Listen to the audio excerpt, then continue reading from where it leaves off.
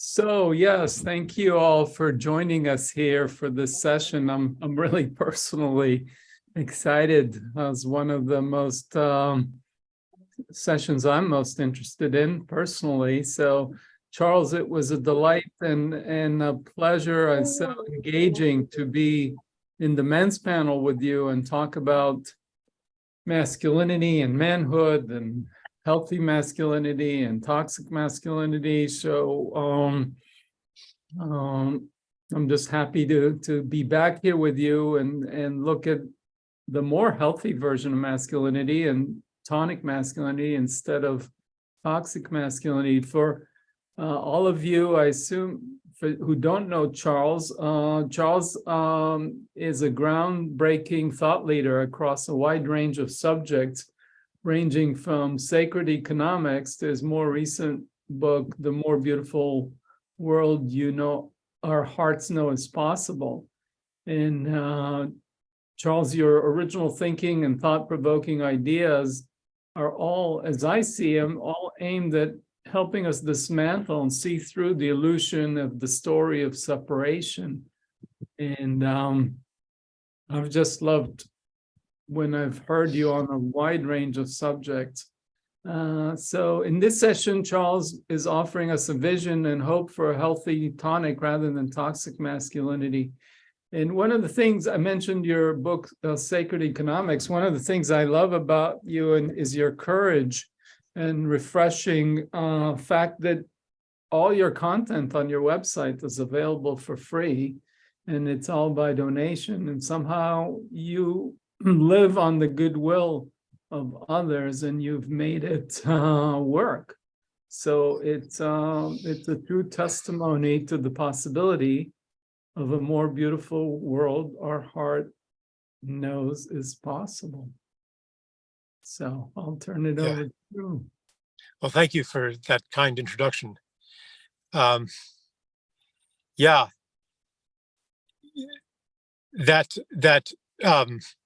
business model that you spoke of, which extends to Substack too, where I write on Substack, people can choose to be a free or paid subscriber, but I don't dangle extra benefits, if you're a paid subscriber or have some diluted version of it, because it's really coming from, it's not because I'm especially altruistic or anything like that, but it comes from a different view of human nature that sees people as naturally generous. And when you're grateful, like, you want to give something in turn, don't you? Like, isn't that just human nature? And I want to relate that a little bit to masculinity. This aspect of, now, there's classic work by Genevieve Vaughn about how the transactional realm is the masculine realm and the gift realm is the feminine realm, exemplified by nursing a baby, caring for a family. But I think that there's also a masculine element of generosity that even goes to the point of the greatest gift possible of self-sacrifice. I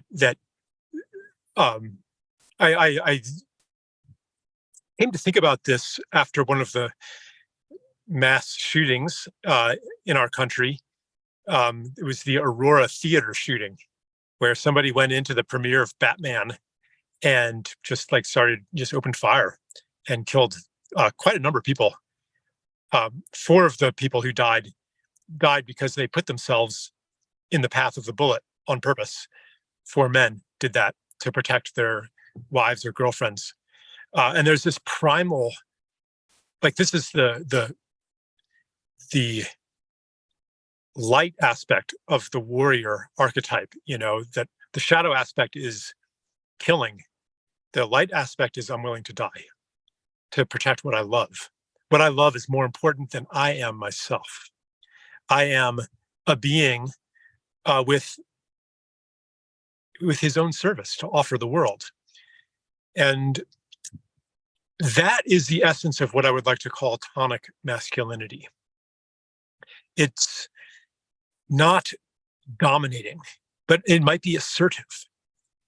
It is a boon to all those around you. To tonify a tonic is something that that improves the condition of the tissues, that improves the condition of the body. And ultimately, that's why we're here. And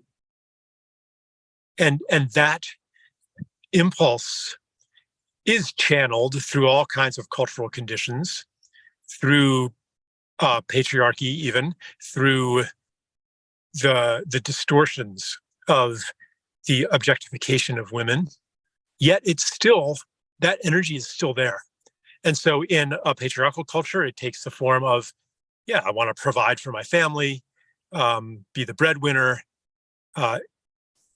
It's not for me, though. It's for the world in which the feminine is at the center. It is for the home. It is, and that's for the nuclear family, but most cultures on Earth were not, and in many places still are not, centered on the nuclear family.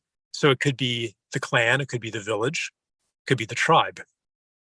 And so that is the tonic masculinity that I want to reclaim. And obviously it's in contradistinction to toxic masculinity, which brings not a boon, but a poison, a toxin to the rest of, to the village, to the tribe, to the society. And masculinity has been so often toxic in that way that a lot of us men, and a lot of women too, have come to associate those toxic expressions with masculinity itself, and therefore to repudiate masculinity. And that's why I think it's so important to reclaim it and to reframe it as tonic. So how do we recover tonic masculinity? That basically comes down to the question of, how do you learn to be a man? And we learn through example.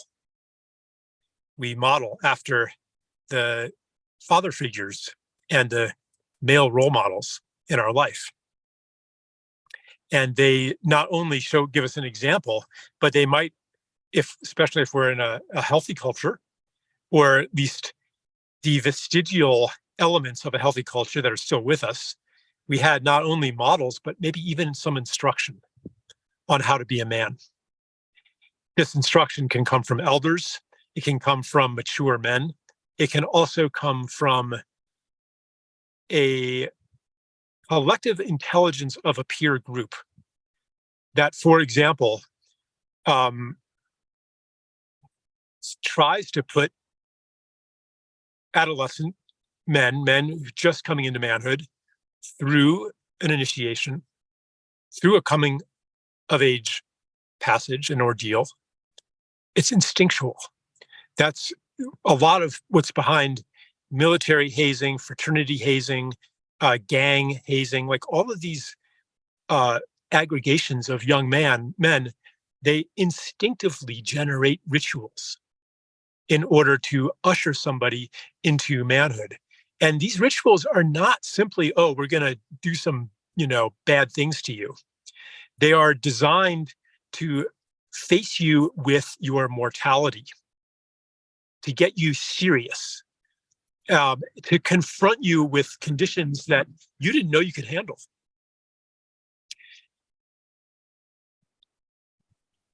I heard a story of an indigenous initiation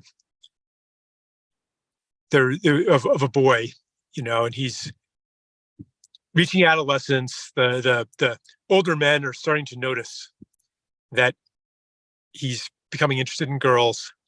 So one day, one of them, he might be an uncle, but an older man who's always been very doting on him,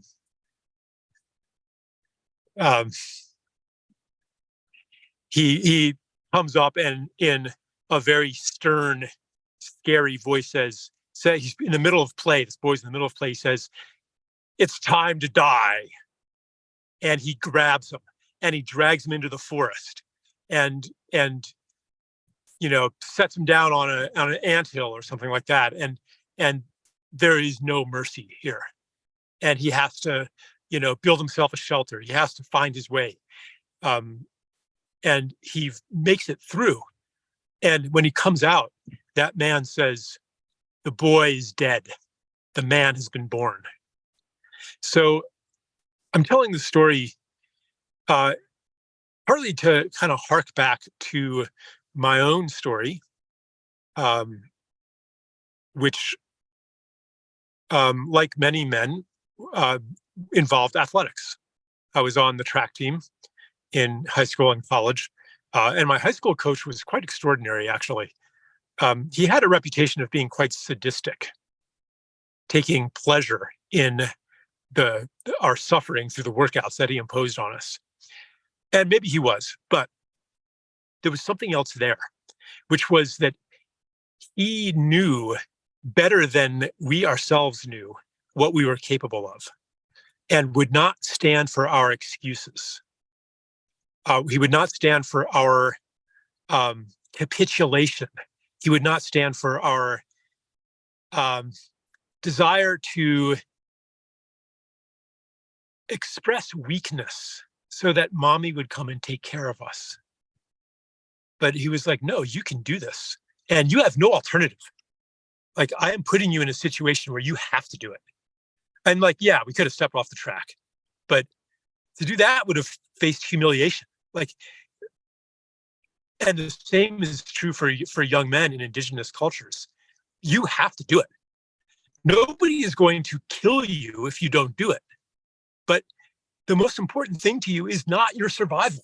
The most important thing to you is becoming a man. Now, why is this? Okay, in a minute I will say why. What does that have to do with being tonic? Okay, but so my track coach, he held us in a capability beyond what we knew, that required that we put something else above our comfort, our pleasure. Not that comfort and pleasure are bad, they're good. Or safety is another one. Safety is not bad either, it's good. But it's not the most important thing. We cannot live our lives for pleasure, comfort, and safety. And if we do, guess what? Speaking as a man, we don't feel like real men then, do we? We feel soft. And it's not that we need to be tough. It's not that kind of toughness. It's that we need to be in service to something beyond ourselves. We need to be a boon to the community. We need to be of service to the world. That's what tonic masculinity is. And because we are not the life bringers, life bearers, as Pat McCabe, Woman Stands Shining, says, because we're not at the very center of life, what that means can be different than what it means for a woman, especially when she's expressing and inhabiting the feminine roles of being pregnant, bearing children, nursing babies. So that's how initiation and tonic masculinity are related. They put us, maybe I'm repeating myself, but they give us an experience of putting something else beyond just ourselves, our separate selves. And so other men put us through that, peers put us through that, and ideally elders, mature men in a conscious way. In our culture, it's very unconscious. So it's the initiation and it's the role models.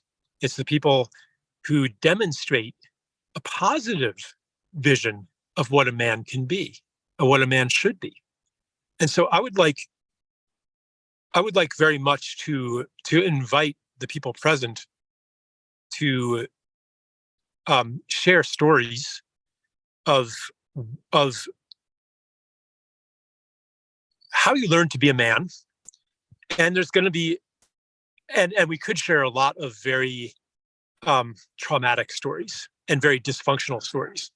How we learned to be toxic men, how we learned to shut down our feelings, how we learned to be aggressive, how we learned to objectify women, how we learned all of the painful and tragic aspects of what manhood has become in our society or has been. But those are not the stories I want to invite.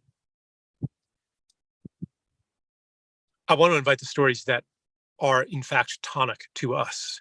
I want to invite the stories where we saw something else of what a man can be, something where we learned what a man is, that is maybe part of us. Because I don't think any, now, okay, I realize there's probably a lot of women on this call too. And that does not disqualify for you from sharing these stories. It's still a story that gave you a positive idea of what a man could be. It could be something from your grandfather, whether you were yourself a man or not. But it could be something that your grandfather said or did or exemplified, or your father or an uncle or a coach or a teacher, or just somebody who informed you that there's something good about a man. There's something good about masculinity. And maybe it was also, there's something good about humanity. Maybe this wasn't entirely a gendered thing.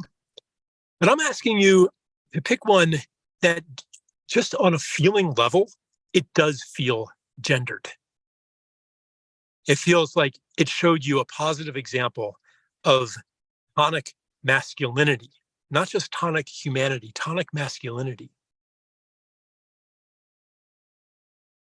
So yeah, let me think if there's anything else I want to say before I send you to breakout rooms.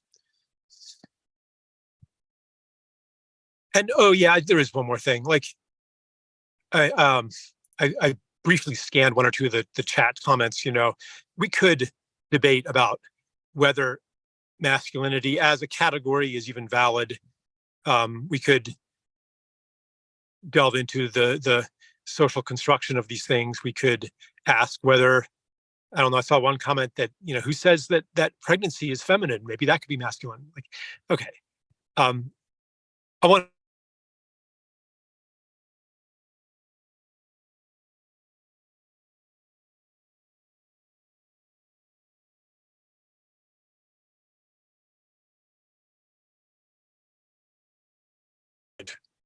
that's why ancient cultures and cultures Charles, of memory. we lost you for about 30 seconds. Oh no. Can you hear me now? Yeah, but it was about 30 seconds or less. All right. Oh, terribly sorry. I was saying that, interesting. I wonder if that interruption was purposeful. I was saying to bypass all of the ideological debates around gender and really go into story, because stories communicate to our souls beneath the level of the rational mind. So I would ask you to offer your stories without too much interpretation.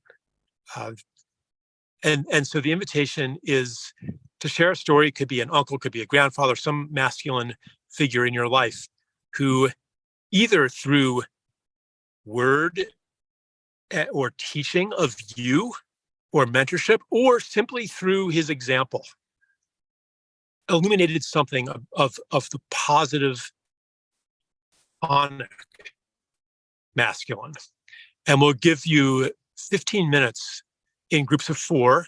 So, 3-4 minutes each, to maybe relate an anecdote about this person.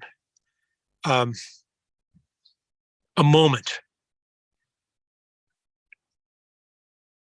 Yeah, I think that's enough instruction. So we'll be back in 15 minutes for some harvest, some feedback.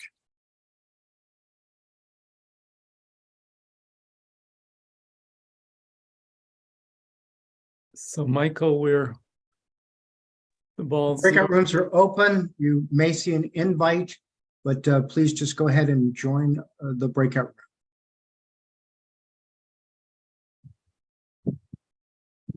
Just accept the breakout room. If you're not seeing it, just go to the bottom of the screen where it says breakout and accept that.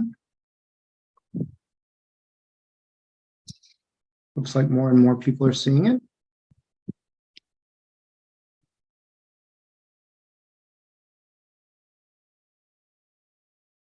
If anyone's having problem getting to the breakout room, you just come off mic and just let me know where you're at and how I can help. We'll see about getting you in the right space.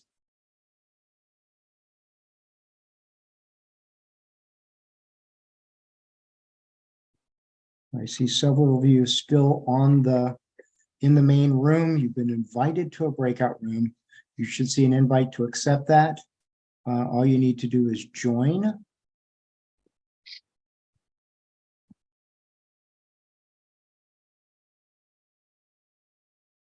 I'm just moving some people around because there's a couple of rooms that are kind of thin.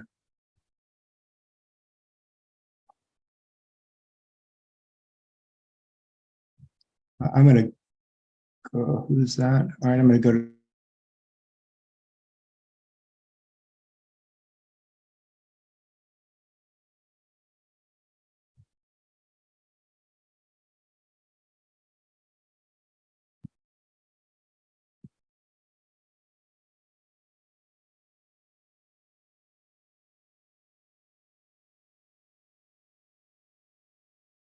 Charles,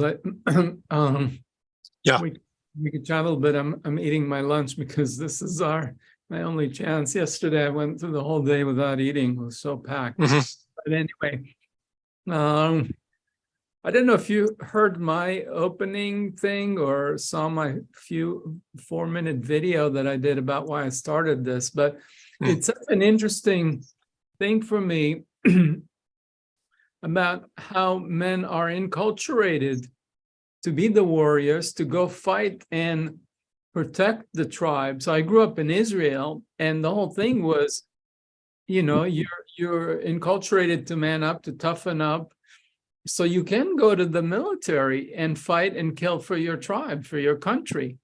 And then that gets us to, then we're willing to sacrifice ourselves, which is beautiful, in the service of life and the service of the whole. But then also because of that disconnection from the sensitivity of our heart and that enculturation, it also leads us to do the violence. So the very conditioning of this lack of sensitivity and self-care, so to speak, is the side of it, the light side is this what tonic masculinity, and the shadow side is toxic masculinity. Just something clicked here for me. Yeah. It might make sense. Yeah.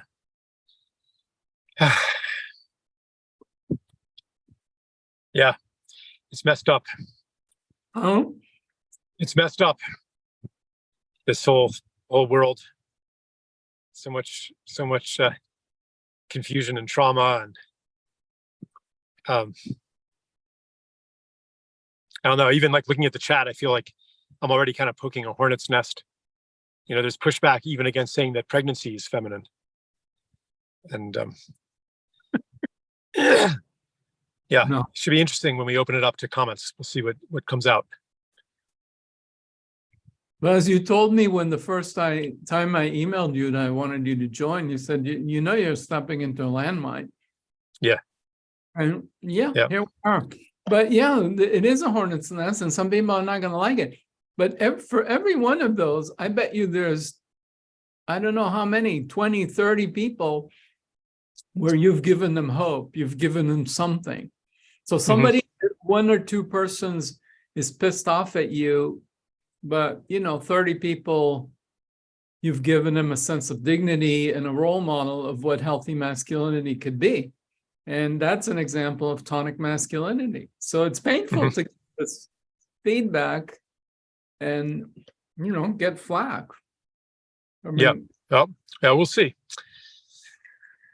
well, you never know the impact that, I think that's something I've heard from you in one of your, Yeah, no, I know, you never know. It's impossible to tell. I remember you asking once in one of your talks, this question is, who was the most influential person in Africa? And it's, oh, and Right. Nelson Mandela. And then it was like, no, maybe it's his grandmother. That's right. So Yeah. Yeah, the threads of causality are usually invisible. well, if you look at things from a system standpoint, there's no linear causality of this caused that. It's the whole universe causes every little thing to happen. Right. Yeah, that's Yeah. right. So then this causes that. No, what caused that? It's a systems perspective. If you were to speak in religious language, the totality is God, and God causes everything. I know nobody wants to talk God, but I like the word God. Yeah, it's a good word to use. Yeah. The only problem, speaking of gender again, is God has become a he. And that's a mistranslation of the Hebrew. I wrote a whole essay about this. But so of course feminists are angry, like, what if God's a man and a he, then what am I as a woman? And there's a misunderstanding of Adam and Eve's story, that Eve was pulled out of the rib, and I wrote another essay about that. So of course that led to rejection of God and religion and so much. Anyway, that's Well, there's multiple Eve stories. Some of them are, in official scripture, and I would like to invite a couple shares of a story that you heard that moved you, because this is the life of stories. They get told, and they spread from person to person. So if anyone wants to raise their hand to share not your own story that you told, but a story that you heard in your group that moved you. And then after that, we will also open to just comments and then general questions. So yeah, just go ahead and raise your hand. Any story that moved you that you would like to relate to us.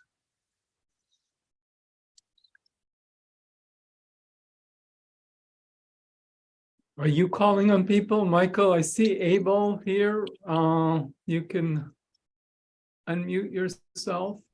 Hello. Not sort of a specific story, but I noticed sort of a theme as we were talking in our group about how sort of positive, sort of masculine, I guess, qualities in men that sort of we grew up around went on to sort of influence the way that we were in a positive way, including sort of just shared interests and things like that I found sort of really quite touching. Can you say a little more? What touched you there? I think it was partly that none of us were particularly sure what we were going to say when the group sort of opened. But then the way that we sort of went, okay, I remember this and I remember that, and particularly sort of male relatives, I think was a theme that sort of seeing qualities in them that are sort of more perceived as being more masculine, modeled by sort of like a positive role model like that, sort of enable us to be able to then embrace that in our personal lives, whether that was sort of interests or activities. I thought it was really cool. Gordon, I see you have your hand raised. You want to go next? Yeah, it was really interesting.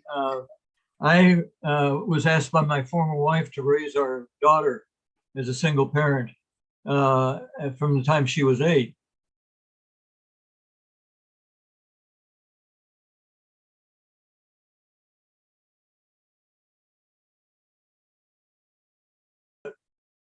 I had a girl, and I didn't regret that I didn't have a son, but I raised my daughter the way I saw to have in the world. And it's that kind of challenge that I think boys are missing in this world to this day from their parents or their uncles. But it really brought back that piece that everybody can be valued by a challenge in something that they never thought they could do. And with the support of the village or individuals in the village, they can do it. Thank you. Yeah, this dynamic of, mom being a little bit more protective, and dad wanting to push the child more. It reminds me of another account I read about an indigenous initiation, where when the young men are being taken off into the bush to go through an ordeal, which actually is dangerous. Like, you don't always come back. That everything is on the line. And as the men are being taken off, the women, the mothers, the sisters of the village, they all come out and they like physically grab on to the young man to try to keep them from leaving, to try to keep them away from that. And to some extent, this is performative. It's also real.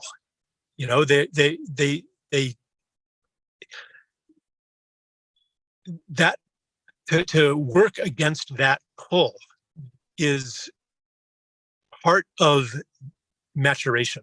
It's part of the establishment of oneself as a separate individual, separate from the parents, not separate as a permanent state of individuality, but as the precondition for a higher state of unity with the tribe. So this is a very deep mythic force, actually, that you're describing here. Right. And some of them don't come back. And some of them don't come back.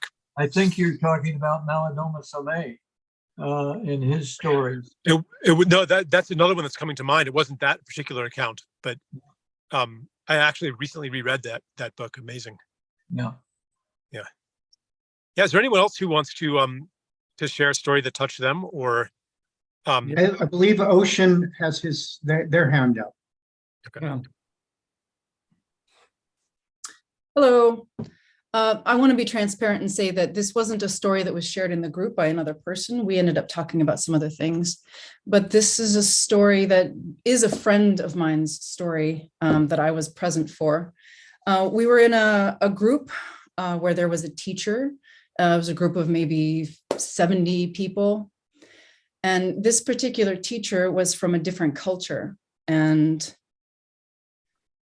spoke about the way that Native people on Turtle Island were treated as not being on the level of a genocide. And this was really triggering for a couple of people in our group who were of Native heritage. And nobody said anything. Everybody kind of went along with what the teacher was saying.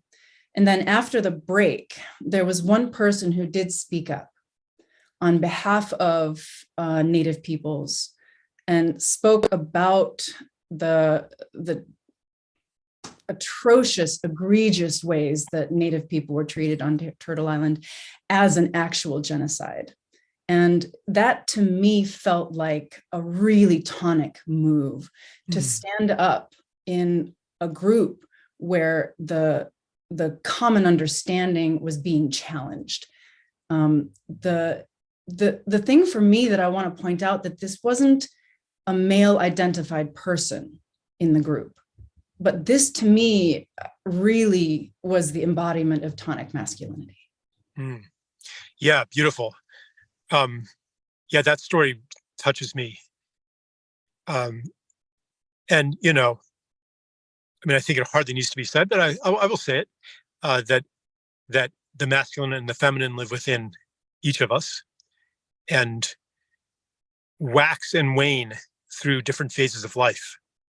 So there may be a phase where a woman is much more in her masculine, or, somebody who doesn't really identify as man or woman might have phases where they're much more in their feminine, much more in their masculine. And I've had phases in my life where I was a lot in my feminine, through a convergence of circumstances that required that of me and required me to tap into my more feminine parts. So, but your example, I mean, really, it takes courage to speak when no one else has spoken, and you're not really sure, especially if the authority figure is saying something different, and everybody by not speaking is going along with it. So you think that maybe you're alone, and that to confront, really, it's the primal courage of standing up to the mob when everybody is saying or believing one thing, or appearing to anyway, and you take a stand for truth, even though, I mean, okay, in this case, it probably wasn't a risk to life and limb, but it can happen where if you stand up against the mob, then you get lynched too. So this is a beautiful example of putting something higher than yourself. Yeah, thank you for sharing that. Yeah, I'd like to invite other people also, if there are stories that come to you that didn't come up in your group, I would also invite those. See, Monica, yeah. Just a second. I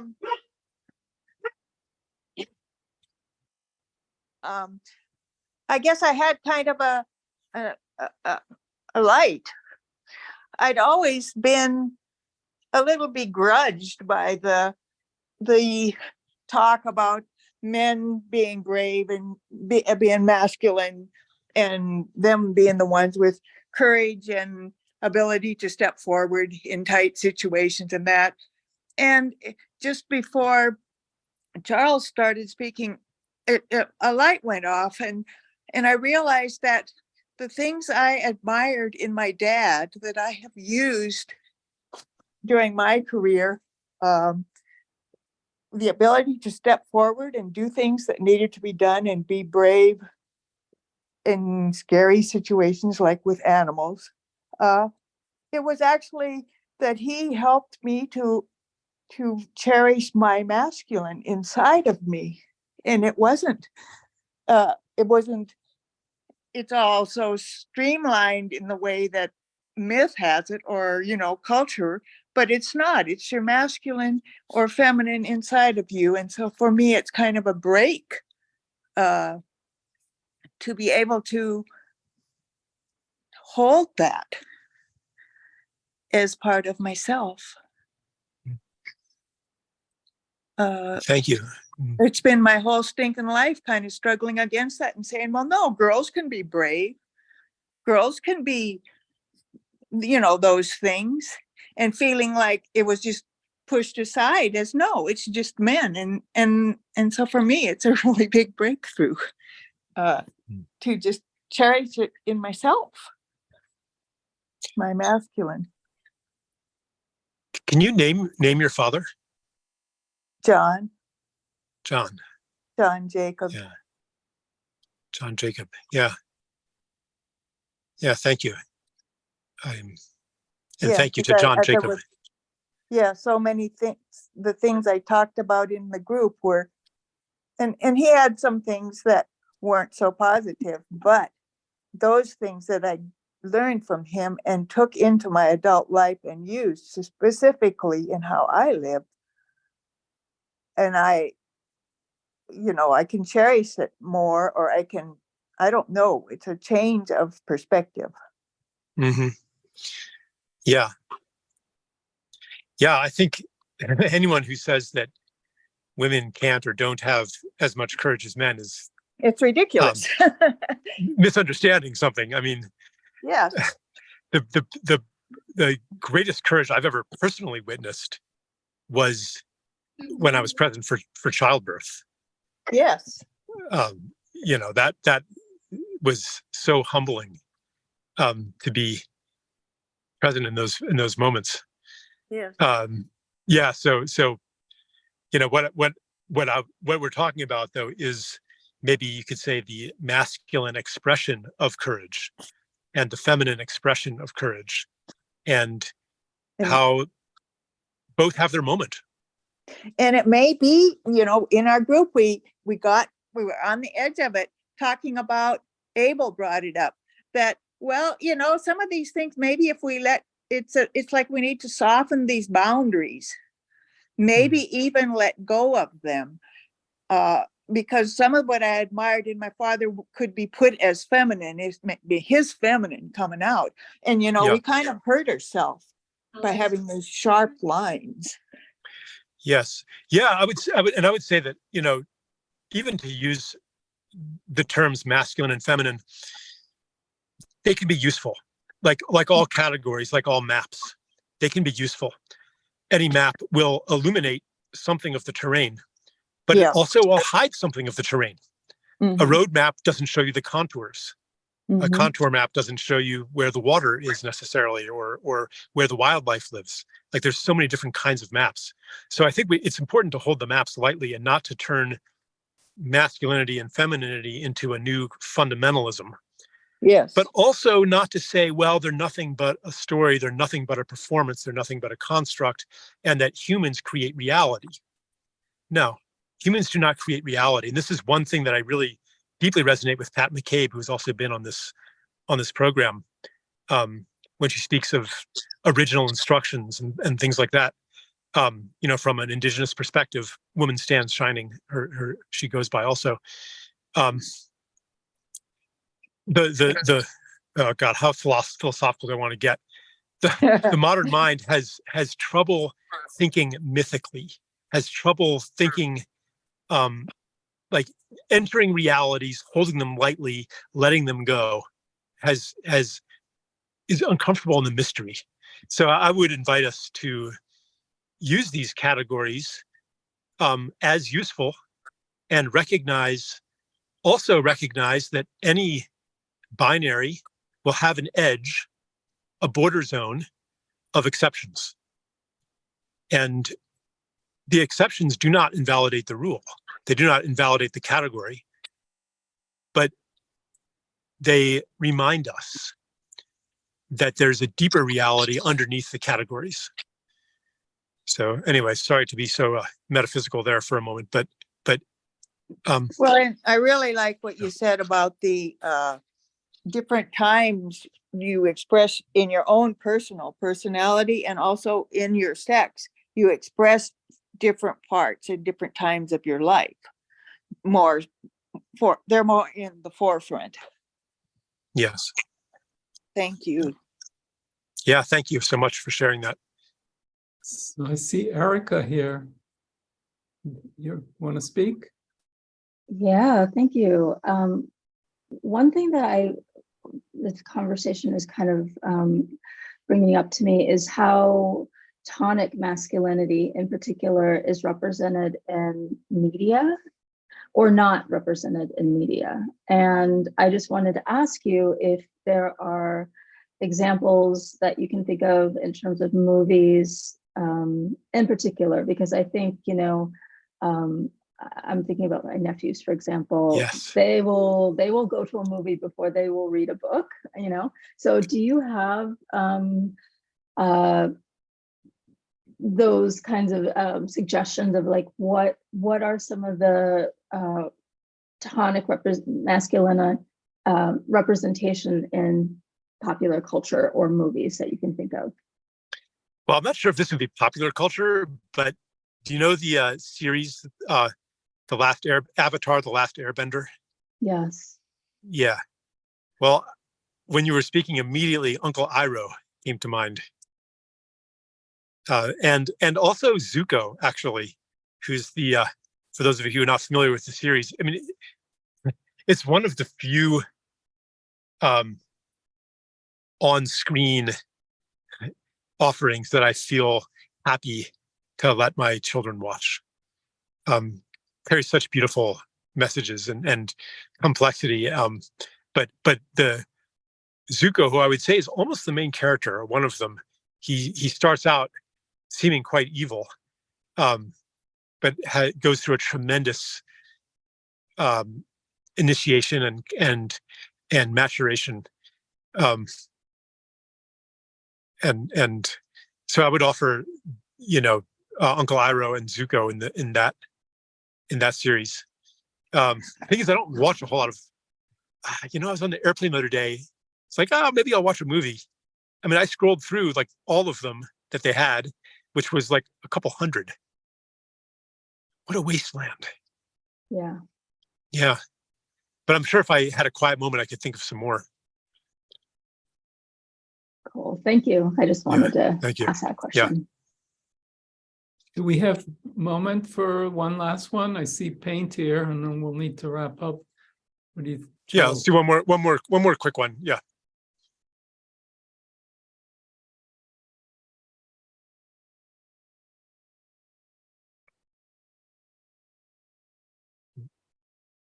Paint, are you still there? Oh. So sorry. So sorry. I was just talking and I didn't unmute myself. I was just saying I just really want to quickly say I'm really glad to be going after Erica, because I actually do have a movie that I watched recently that I think is absolutely beautiful. It has had a really powerful impact on me as a struggling writer, and I'm trying to write a review about it currently. And I feel like this talk now, this concept of tonic masculinity, I might have to cite you, Charles, and link back to you, because this is just such a really cool thing. But the movie is the Incredible Weight of Massive Talent with Nick Cage. So he parodies himself in like every movie he's ever played, and it's actually kind of like heartwarming in this like weird way. And he somehow manages to do every single genre. And it's just this work of art. And I feel like it's a nice, good movie about like men's relationships with each other. And I'll just offer that. My other thing I was going to say was off base. So I just want to offer that instead. Thank you. Thank you. Yeah. Yeah. So yeah, thank you, everybody. I know that there's, so much more to say in this issue, but I hope that we at least, touched the waters. And maybe we'll have more to drink. So, yeah.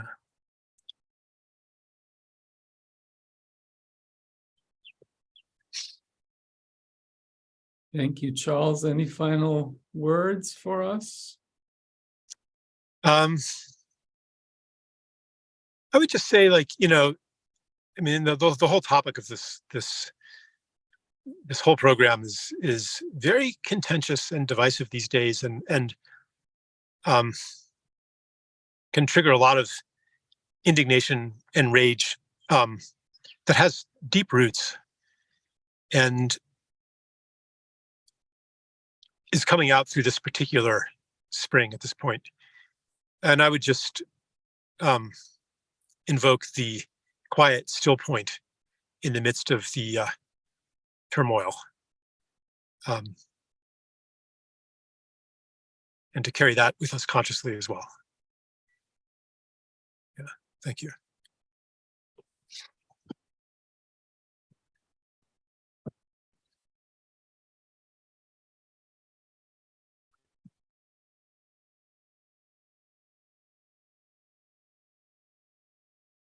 Okay, I'm going to go, everybody, then. But thank you so much for joining and hosting. And yeah. Thank you. Thank you, Charles. You're Thank great. you. Thank you. Yep. Thank you, everybody. Thank So you. this concludes this session. We return to the main webinar at the top of the hour, so please join us there.